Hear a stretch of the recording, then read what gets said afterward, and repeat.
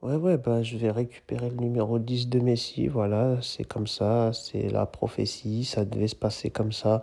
À un moment donné, ils l'ont donné à Ansu Fati, mais voilà, tout le monde s'est fait duper. Il a cru qu'il allait devenir le successeur de Léo. Il a eu son petit moment de gloire et tout, même moi, hein, j'étais plus petit, je voyais ça de loin, j'y croyais, je me suis dit, c'est peut-être le vrai 10 qu'il nous faut. Et finalement, voilà, dès que Messi est parti, il a récupéré le 10 et après, il a eu un semblant d'éclair de génie et après tout s'est écroulé. Voilà, c'est redevenu un joueur lambda, un joueur basique, un joueur commun, un joueur comme un autre.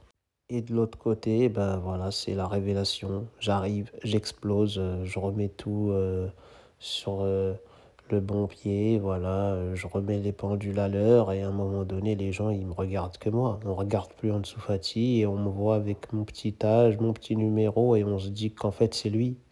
C'est lui le futur successeur de Messi et voilà, j'ai un génie qui peut lui ressembler dans mon jeu, voilà, j'ai une capacité à faire des différences, à porter l'équipe, à faire rêver. Donc à un moment donné, je pense que j'ai l'âme d'un numéro 10.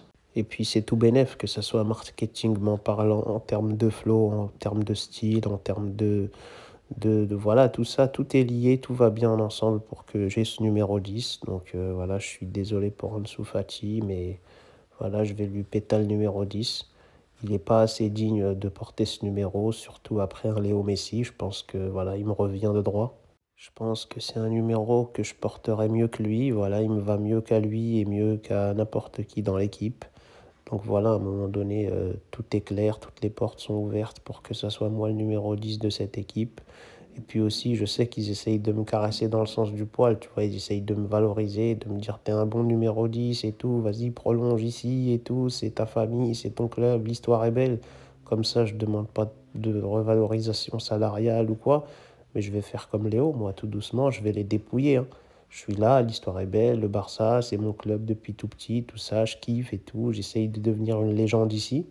Mais j'ai pas envie de devenir une légende fauchée, donc je vais quand même les taper à la caisse. Je vais quand même voilà, les souiller financièrement. Je vais prendre tout ce que j'ai à prendre et voilà. Je serai ce numéro 10 incroyable sur le terrain et je serai ce grand braqueur en termes d'argent. Je vais pas les laisser comme ça me donner des miettes en jouant sur la corde sensible. Oui, les valeurs du club, le sport, la légende, tout ça, ça je m'en fous, hein. À un moment donné, c'est deux choses différentes. Je veux être une légende, je kiffe le club, je m'y sens bien, je veux marquer l'histoire, mais je veux mon argent. Voilà, je veux mon oseille, je veux mon bifton, je veux tout ça, et je vais le laisser à personne. Donc à un moment donné, c'est pas juste t'es là, tu dis je suis une légende et ton compte il se remplit. À un moment donné, faut aller le chercher cet oseille, hein.